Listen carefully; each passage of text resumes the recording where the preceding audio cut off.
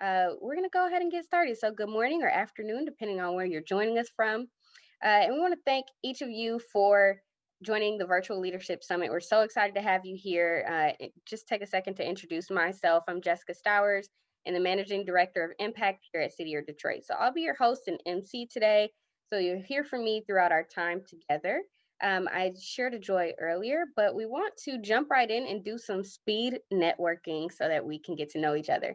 So everyone's going to be paired up with another event guest and have about 2 minutes to answer a question prompt.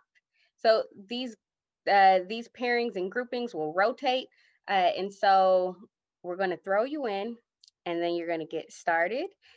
We're going to provide the question for you, so you don't have to do that much thinking right now while you're eating lunch. And so these questions are very familiar to our AmeriCorps members because we actually use this warm up at the beginning of the year to help them get to know each other. So we hope you have fun. Casey is going to drop our first set of questions into the chat. Because if you all are probably familiar with Zoom by now, as soon as you go into a breakout, you can no longer get messages. And so there's some choices there. And so make sure your chat is open and you can see the choices, or someone else in your group will be able to read them for you. And then you're going to be thrown into some breakout spaces for quick fire time, get to know you, and then you'll be brought back. All right, welcome back. We looked into that video issue and we will give some better direction for you all right before we have some meet and greet time. But in the large space, if folks could shut their videos off so that we don't run into any bandwidth issues, that would be awesome. And so hopefully that was fun. Um, hopefully y'all were ready for those questions. Maybe not. Nevertheless, here we are. And I am pleased to introduce a good friend of mine and City Year Detroit's Executive Director, the Andrew Stein. And I also want to note that he has on a suit today. And so, Andrew, tossing it over to you. Thank you, Jessica. And full disclosure, it's a full suit. I'm not wearing sweatpants and just a suit top, like I have been known to do these last few months. Well, welcome everyone. Thank you, Jessica, and thank you to my whole staff and the Corps members who are on today.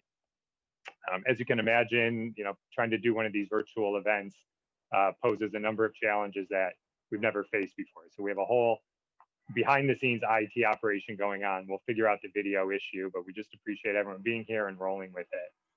And, I just want to say at the outset, I hope that this message finds you and your family and your community safe and healthy. And these are extraordinary times we're in, to say the least. I just want to say some thank yous to our sponsors, Kroger, Gensler, and Christopher and Kelly Illich, to our panelists, Dave Meter from DTE, Mike Rafferty from New Detroit, and Jamaica Jordan and Claire Pustinger, two of our City Year Corps members who are on the panel later on in this event. So why are we here today? Let me share a stat with you. 4% of school districts in this country produce over 50% of non-high school graduates. Like Detroit, these districts predominantly serve Black and Latinx students. And like Detroit, these districts have been systemically under-resourced for years. This is one of the ways that racial equity and educational equity go hand in hand. And this is the problem that City Year seeks to address every day. For those not as familiar with City Year, we're an education-focused nonprofit that operates in 29 cities across the country. Our approach is the same everywhere. We call upon young people between the ages of 18 to 25 years old to commit 1 year of their lives to serve full-time in systemically under-resourced schools. We call these young people Corps members. In ordinary times, this is what it looks like. It's a team of Corps members, usually 8 to 14 in size, that serve at one school for an entire year. Corps members provide whole school support and whole class support, as well as targeted interventions to students who need extra help with their attendance, their behavior, and their course performance in math or English language arts. For our Corps members, this is not once a week. It's not only in the after-school space. Corps members are at their schools Monday through Friday, from the time before school begins all the way through the after-school program. They are a consistent presence for students and are able to build really deep relationships with kids. It's the key reason our model is so effective. We're really grateful to work closely with Dr. Vitti and the team at Detroit Public Schools Community District. Over the past 3 years, we've been implementing a strategic plan that's expanded City Year's presence in the district and deepened our impact with students. So last year, for example, we had 100 corps members. That was our largest corps ever in Detroit. And based on our mid-year data from February last year, we believe we were on pace to see the highest student gains we had ever seen in math and ELA. Then, of course, in March, the pandemic hit and the world changed. We worked hard to close out last year as strong as possible for our students, but always had an eye towards this school year, knowing that it would be a year like none other, where the needs of our students were going to be greater than ever. I have to say, this summer, DPSCD pulled off a Herculean effort to prepare for this year. And I know we have some people from the district that are part of today's event, and they really deserve a just enormous amount of credit. Equipping every student with a tablet and internet access, training teachers on virtual learning, making facilities safe and clean. And in a year of limited capacity and limited resources, the district was always prioritizing student-facing supports, like City Year. This summer, we were able to renew our contract with DPSCD and actually expand our corps. So now this year, we have 116 corps members supporting students in 11 schools. So this year is our largest corps ever, and we need it.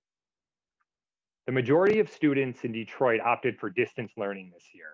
So our corps members have been entirely virtual since the start of the school year. And while school is very different this year, there's nevertheless a familiarity and consistency to City Year's approach. Each of our 116 corps members is paired up in a classroom with a teacher, and that's the class that they're with every day. Their added capacity, helping to monitor the chat, encourage students to participate, reinforcing norms like keep your cameras on or turn your cameras off, and yes, troubleshooting IT issues, all to allow teachers to do what they do best, teach. And now that students have taken their start of year assessments, the corps members are working one-on-one and in small groups with them in breakout spaces, providing interventions in math and English language arts to students who need help getting back on grade level. But what I am by far most impressed with this year is the creativity and effort that our corps members are putting into building those relationships with students and creating a virtual environment where students feel safe and happy and engaged. In other words, doing the things to make school feel like school. This is what I mean. In an ordinary year, corps members would be standing outside the building greeting their students. This year, when students log on in the morning, it's still their corps members that they see right there, ready with a mindfulness exercise or a warm-up problem to solve. And nowadays, maybe a new Bitmoji classroom or virtual background to try to catch students' attention and spark their creativity. To incentivize positive behavior, like keeping your camera on all day, corps members have created activities like virtual escape rooms or virtual field trips to the DIA, the Shed Aquarium, and even one to Disney World. And while we can't walk down the hallways with students or sit with them during lunch, corps members are every day making individualized phone calls home or setting up hangout time and breakout rooms for students who want to get extra help with their work, or more often just need a place to come and talk and process everything that is going on in the world.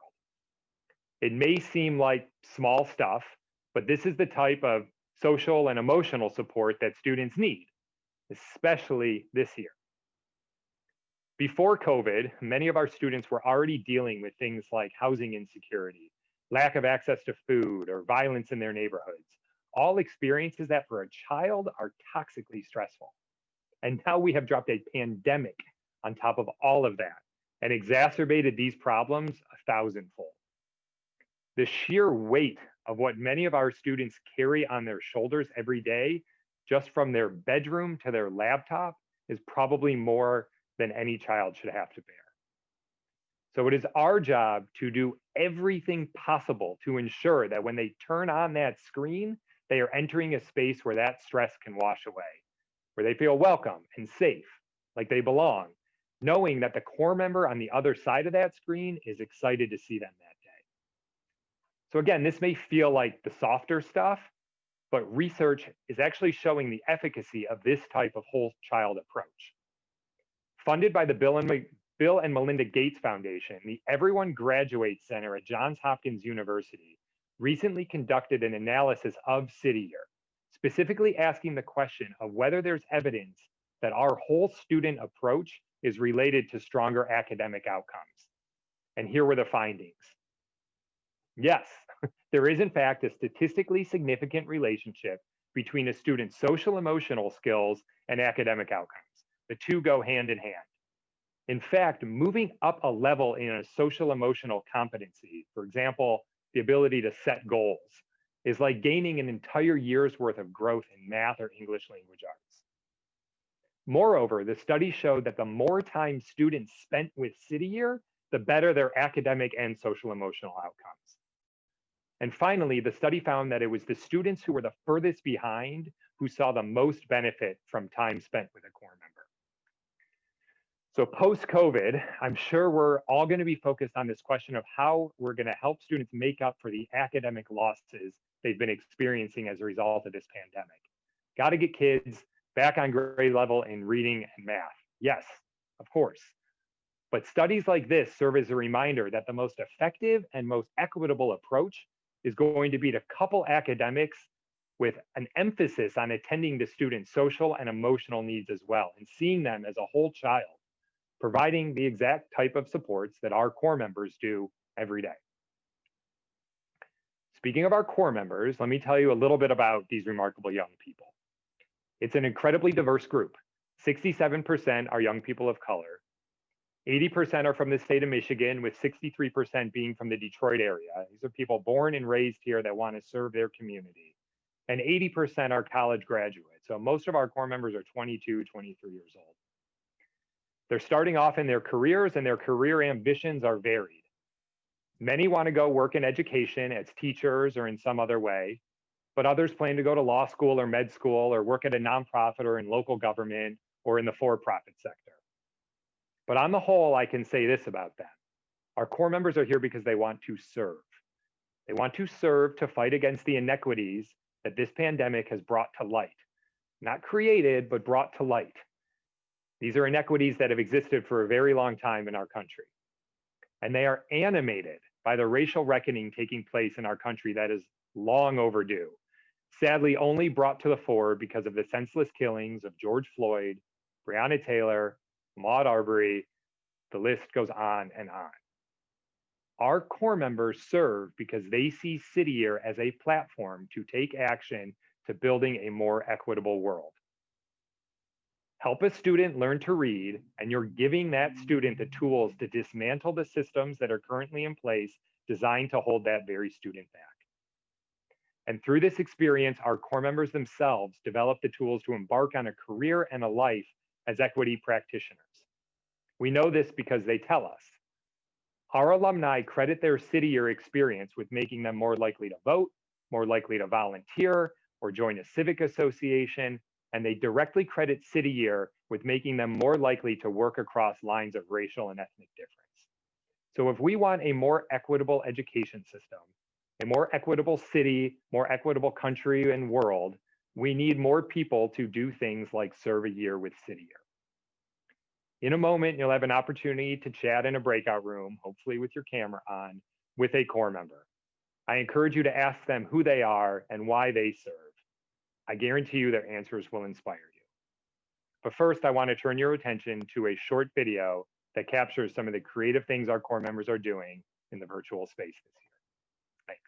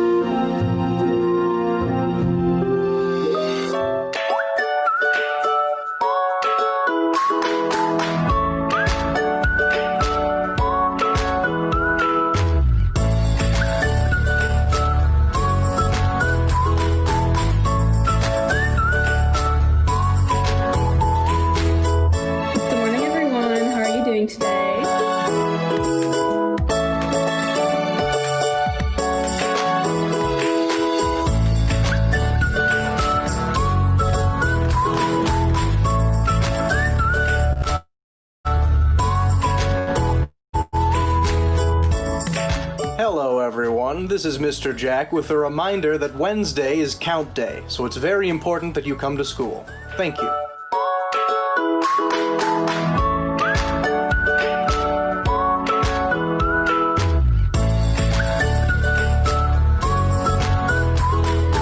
We're so proud of all the hard work you've been putting in this year. We're so happy to see you every single day. Hey, it's you. You're here. That's great. Your City Year teams love you.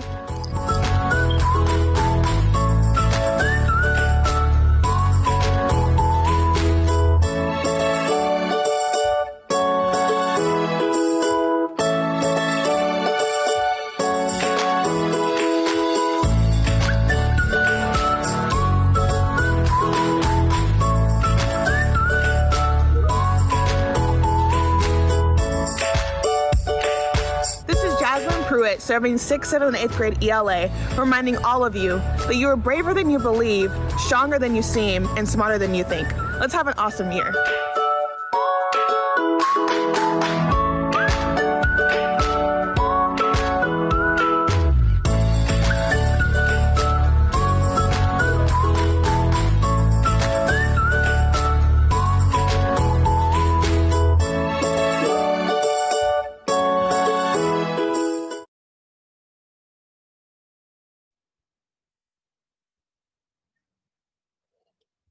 So thank you all for viewing that video. And now that you've seen what virtual service looks like, I'm really excited to turn it over to our fabulous AmeriCorps members. This is your chance to get to know the folks who are serving our students every day. We encourage you to ask questions and dig deep. They're ready. You'll have about 6 minutes in a breakout space to discuss, and we'll get a reminder when time is getting close. See you all soon. I love to see the participant number rise. I love the participant who comes back and says that wasn't enough time. So I'll give folks a second. It looks like You are correct. It was not enough time. Folks always say that, but you know, you get the warning and no one pays attention to that thing. And then you all of a sudden get, we just start talking real fast. Right? Nevertheless, here we are. So welcome back and thank you for participating in the Corps meet and greets. Our Corps members are great, so I already know your conversations were amazing. Now, I'm excited to kick off our panel discussion hosted by Mike Rafferty, President and CEO of New Detroit, and also featuring David Meter, Vice Chairman and Chief Administrative Officer at DTE Energy, and two amazing City Year AmeriCorps members, Claire and Jamaica. While this panel discussion is taking place, feel free to add any questions you may have for the panelists in the chat, and I'll be asking some of these questions near the end of the discussion. So now I am going to turn it over to you, Mike. Thank you so much, Jessica.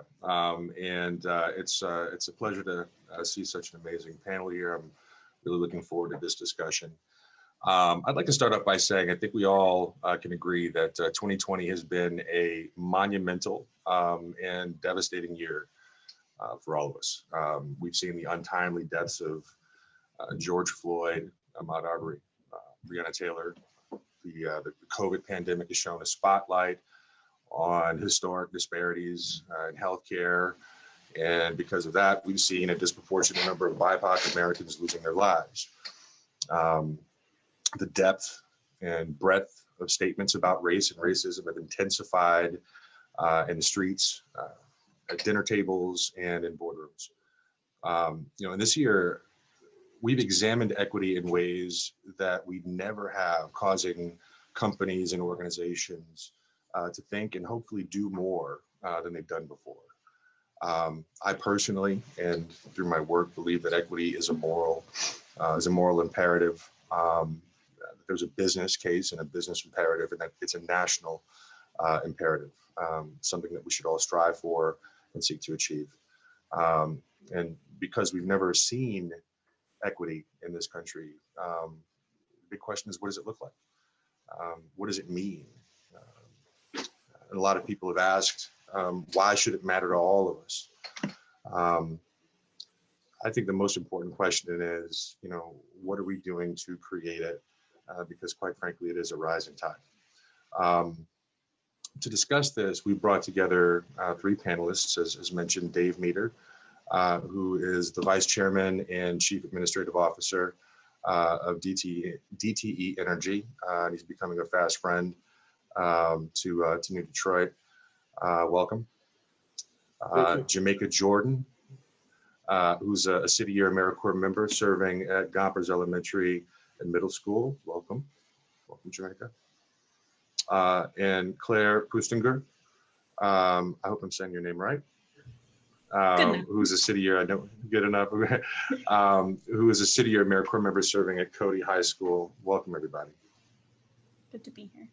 Good to be here. So before we begin, I'd like to just call out and acknowledge the variety of language and terms that surrounds us all about race. The terms and concepts of systemic racism and anti-racism are becoming part of our general consciousness and lexicon these days. And over our lives, we've all probably grown accustomed to using terms like racial justice, racial diversity, racial inclusion. I find it interesting and very appropriate that we're focusing today on equity. I've had over the years an uncountable number of conversations on race and learned that people often have a vastly different, every person has a different definition of and a different understanding of what's behind words like equity. So I'd like to start off with the question, what does equity mean to you? And why is it important? And I think I'd like to start, if it's okay, I'd like to start with Jamaica. Yes. Hello, everyone. I'm Jamaica, as Michael said, and I serve at Gompers Middle Elementary. And to me, equity is to provide the means and resources to support those who have been historically underserved in many of our institutions. And it means to not only have that support and those resources, but also have the access to get to those resources. So just having it is not enough. We need to be able to provide those access to be able for people to actually experience those things. And we have to acknowledge that those privileges do exist. And I think an important way to get to this is to provide transparency, creating those genuine relationships, putting the right people at the table. We need to have those conversations. And a lot of those things are missing. I think an important thing that City Year does to strive for equity in all of our spaces is treating students as individuals and working on their playing field. So equity is not, this is what it is and that's it, but we need to be able to, this is where they're at and I'm going to work with where you're at. You're playing on your own playing field and you're your own competition and we are your motivation. And so I think that that's what equity is to me. That's well said. Claire, what about you? Yeah, I definitely agree with everything Jamaica said. Access and resources are incredibly important to equity. But just to sort of go beyond that, being able to use those resources and having the tools and the means to use not even just those physical resources or financial resources, but also the resource of time. The resources of, not having lived systemically in poverty, not having, generational trauma, and, acknowledging that all of those things exist, but not just that they exist, but that we need to, like Jamaica said, acknowledge that that's the playing field and mitigate and work with those circumstances to advance everyone to the same starting line, not just so we're at the same starting line, but so that everyone has equal opportunities to advance past that starting line. Equity or equality is getting everyone to that starting line. Equity acknowledges that the racetrack looks a little different for everyone. And what do we do to make sure that everyone has the same opportunities to get around the track and succeed in a way that's meaningful for them, like Jamaica said, as individuals.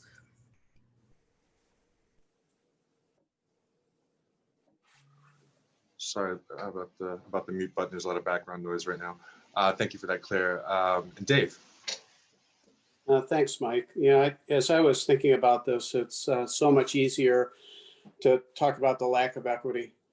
We describe equity often, and I think Claire and Jamaica did a great job, but we've not experienced it. We have aspirations around it, but you can certainly see the lack of equity around us. Whether it be in education, which you're all involved in: healthcare, personal wealth, criminal justice system. I could just go on and on.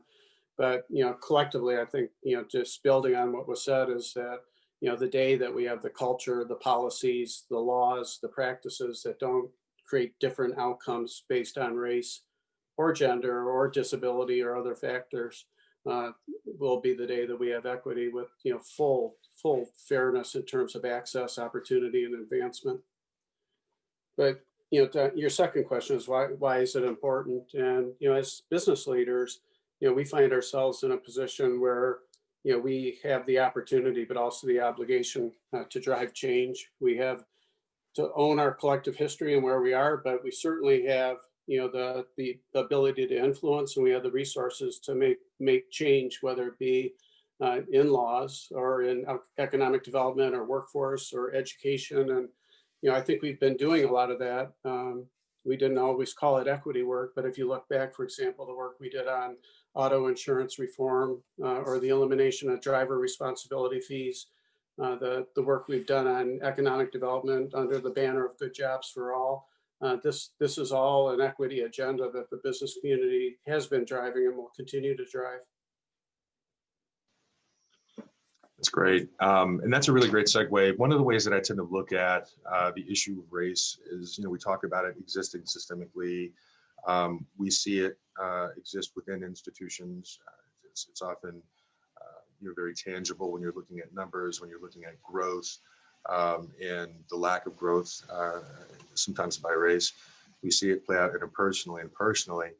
I believe that none of it changes. The systems level, the institutional, the interpersonal, it doesn't change until you have a personal journey, until the individual is changed. And, I know that DTE as an organization is definitely thinking about, equity as an organization, and even, how it can change and impact the broader system. But I realize that you are the person who's behind that, you and your team, which means you had to go on your own personal journey. And I'd like you to talk to us about that.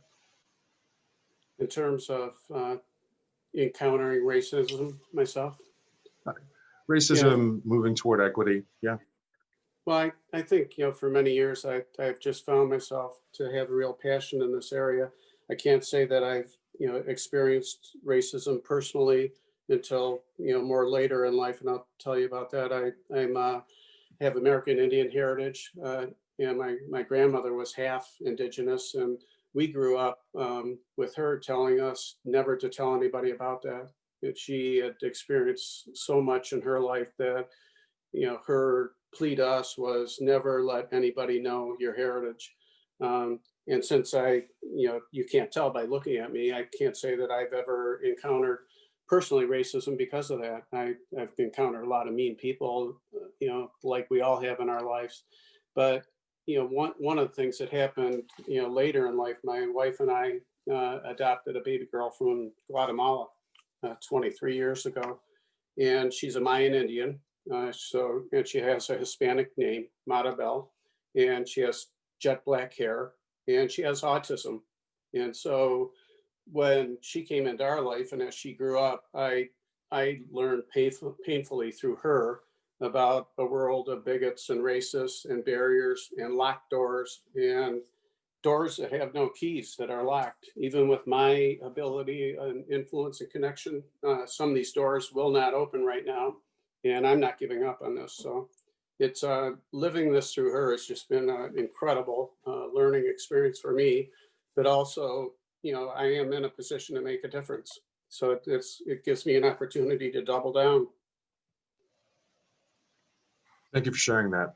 Now tell us, outside of the personal and into DTE, tell us about some of the diversity, equity, and inclusion efforts that you are taking at DTE, and what might be some easy to replicate initiatives and programs for others to consider.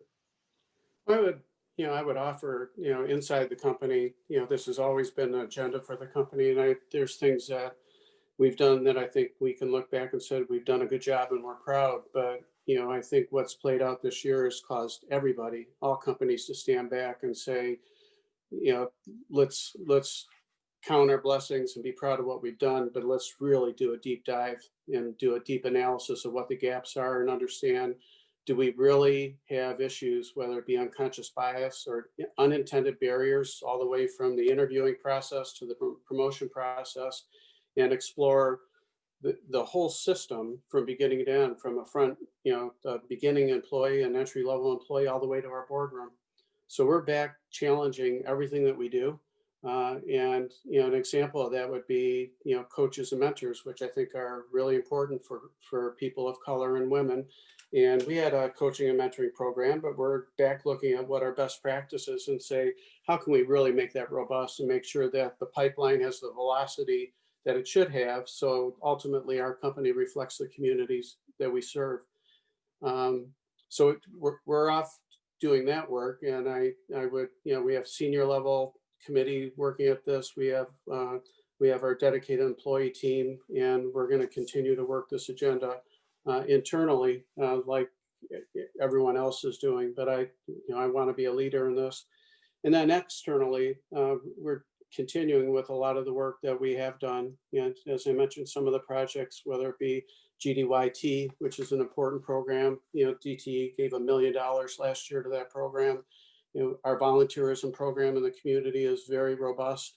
And then the big systemic issues, we've taken on some of these, but we're going to go back at it. Regional transit's a good example of that. Some people would say it's not an equity issue, and I'd say it absolutely is an equity issue. Another example is professional license reform. Professional license in Michigan have this language around good moral character, and it's a bizarre lay of the land anyways. You can hang drywall without a license, but you can't paint it with a license. But if you've been convicted of a felon, you can't be a painter. You can't cut hair. You can't get a license to be a barber. And that good moral language was taken too far, and that's an example of a systemic barrier that the business community can get involved and help get legislation passed to remove that. That's great, thank you. Jamaica and Claire, as City Year AmeriCorps members, you have a valuable and unique perspective with regard to the subject we're talking about today with race and equity. How have you seen inequities play out on the ground, and what are the impacts? So yeah, I'll go ahead and start. I think, one of the biggest ones that, was visible very early on was just the technical literacy of some of our students. This year would not have been possible without the tablets and laptops that the students were provided with, and that has been invaluable. That said, their lack of experience using computers and technology compared to some of the more well-funded public schools in the area, it shows. They struggle to navigate some of these virtual spaces. And it's hard to focus on school when you're facing other insecurities, the possibility of housing insecurities, food insecurity. That's definitely a struggle. It's pulling your attention in multiple directions. And so, making sure that students feel safe and feel welcome and feel encouraged, and that we provide them with a space that brings some joy and they find joy in education has become so much more important this year. But yeah, there are so many struggles that these students face that make it a real challenge. And it's hard to reach through the computer screen in some ways. So this year has been particularly difficult, and we've had to be very, very intentional about building those relationships. Definitely. Jamaica, what about you? Yes, definitely going off Claire. The pandemic has brought to light a lot of inequities that people were already facing, things that was already going on. For the first time, people are like, wow, I didn't know that this was happening. It's now brought to light. And each day we want to provide this sense of home for students from the moment they log in to the moment they log off. And having education done virtually, we get this window into their home. So as Claire said, we are able to see who has those technical literacy issues, or how many siblings do they have in your house. We're all working in the same space. I can hear them in the background, slowing the internet access, completing your work, things like that. So I feel like that's something that we see on an everyday basis, and just trying to be that support system, provide that, that real humanity level to hear our student voices, share our support with them. I think that that's the biggest thing that we can do. And knowing that we have to help these students academically, but to help them academically means that we also have to help them mentally, emotionally, and just have those real conversations. So it's not like, I need you to, get this assignment done, but it's also, hey, how are you doing today? I love seeing your face. I love hearing your voice every day. And that's what we have to do every day. And students can recognize genuineness. So it has to be real. And I think that that's one of the main inequities that we see every single day. That's great. I've got the fortune, the pleasure, and some might say the burden of being a race equity practitioner. That's my day job. It's what I wake up 3 o'clock in the morning thinking about. It's what I wake up and I go to sleep focusing on. But I'm reminded of something Dan Gilbert said. He said that at some point you have to stop saying they need to fix this. If the street lights are out, it's something that you have a responsibility for. And I think one thing that 2020 has taught us is that it's not someone else's problem. Racism, lack of equity, those things are things that we all have a responsibility for, and that makes us all equity practitioners. Now, Jamaica and Claire, through your experience with City Year, what do you feel you've learned or will be able to carry forward as an equity practitioner?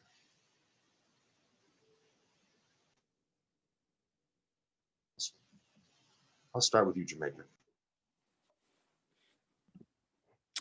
So something that I have learned is definitely this idea of Ubuntu that we value at City Year.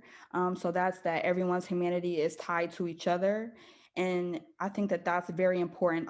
I feel like my individual values already matched up very well with that. Like I'm already like a very empathetic, supportive person, and just being able to work in a space that values that just makes me connected to the work 10 times more.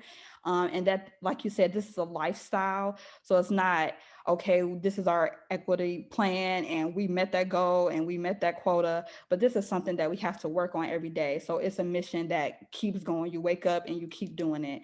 And so just showing students that you got their back. I'm here to support you. And you can use those same type of values in any area, any sector, to really treat people and not as a part of your life, a part of like your mission, but as we all are here. This is a reciprocal relationship. This is what we all need to do to move forward. So I think that that's a main thing that I felt was already in me, that City Year just keeps motivating and, pushing. So it makes it feel like I'm at home, comfortable working in a organization who values those things. That's great. Thank you. Claire? Yeah, absolutely. Jamaica, I'm so glad you brought up Ubuntu. It's definitely my favorite thing I've learned from City Year specifically as an organization. And I had the privilege to introduce my students to the idea, and they really attached to it. And that was a really wonderful day that we got to kind of, get to know each other a little bit better, talk about how our humanity is tied together and build some community in the classroom. But in terms of what I learn, in this work, I learn from my students every single day. I learn so much about myself, but as much as this has been like sort of a personal journey towards understanding some of the vast inequities that still exist and working to help, rectify those. One of the things that I try and carry with me and remind myself of every single day is that I cannot learn at the expense of my students. My growth cannot come at their expense. As important as this work is, I need to be there for them. I need to be their support. And I do need to acknowledge when they teach me things, absolutely. And then I need to grow from that. So my students teach me so much, like I couldn't list everything they've taught me. But it's really, really powerful work to just see and to be able and to know you're doing something, even if it's it doesn't seem in minute to minute like a lot, knowing that it's building up, and you're working towards something that's so much bigger than just you or just that one student. But also to remember that students are not just students, they're an entire person. There are so many things going on in their lives that we don't see. And that's an important thing as someone who hopes to go into education that I will always carry with me. It's really great. When COVID is over, I would love to have dinner with all of you. This is a really great conversation. But I want to make sure that some of the questions that are coming to us from the audience are asked for you. I still have a ton more, but I'll wait for dinner. Yeah, Jessica, can you help us out with the questions? Absolutely. I've got one for Dave. So what differences might you see in navigating the equity space and business practice versus education? We are going to go over like just a couple minutes. Hopefully that's okay. And so I'll repeat that question. What differences might you see in navigating the equity space and business practice versus education? It's all interrelated. So when we look at, the community and, our future employees, we have to look at our education system, and we have to look at Michigan's K through 12 and realize that, our outcomes in K through 12 in Michigan are in the bottom 10% of the country. And then you get into cities of poverty and you look at when they do the levelized funding, what happens to students in the city of Detroit, or what happens to students in special education. So, the business community is getting more active every day in education, because we have the ultimate need to have employees that are engaged and trained in the right way, but it's also the right thing to do. And we did it in Detroit too, whether it be the tablet project that we did this summer. I was telling the chat room that, we ordered those tablets having no idea where the money was going to come from. And it just reminds me over and over again, the generosity in this community that 23 million that we had to raise in June, right in the middle of COVID, we raised. And same thing with the career and technical schools in Detroit, Randolph and Breithoff, and now the new manufacturing academy. You take on some of these equity problems and you need a lot of money to really, first of all, get everyone aligned and then go take them on. Those 3 schools was $45 million that came mostly from the corporate community, but also foundations. And so, the business community, they understand the need and they understand the moral imperative, and they have the ability to step in and collectively use their resources to drive change. Thanks so much. Big appreciation for all of you on the panel. What an inspiring conversation. Also, your vulnerability is not only appreciated, but really necessary for topics such as equity. So thank you for bringing that into a virtual space of 100 plus folks. And so we want to thank folks for participating today. Our program is coming to a close. But I have just a couple of easy, quick announcements and some visuals. So as many of you know, this past Tuesday was Giving Tuesday. City Year is a real special place. And so we're extending this giving season for our month of gratitude, which will last all the way until December 31st. Your gift will help City Year AmeriCorps members like Claire and Jamaica continue to support students across Detroit. Thanks to our generous board members, City Year is participating in a matching gift program. So every dollar we receive during our month of gratitude will be matched up to $20,000. So in the chat, will be dropped the link for you. And so feel free to click that link and donate. You can also stay engaged with City Year by following us on social media, Facebook, Instagram, and Twitter. And if you know anyone who would be a good candidate to serve with City Year, they're able to apply by visiting our website at www.cityyear.org. So thank you again for taking your time out of the day to join us. We're excited to hopefully get each of you more involved too. So feel free to reach out to City Year Detroit if you have any questions or would like to schedule a meet and greet with the team of core members. Thank you, everyone, and I hope you enjoyed our program while you were also likely enjoying lunch. And see everyone soon at our next event.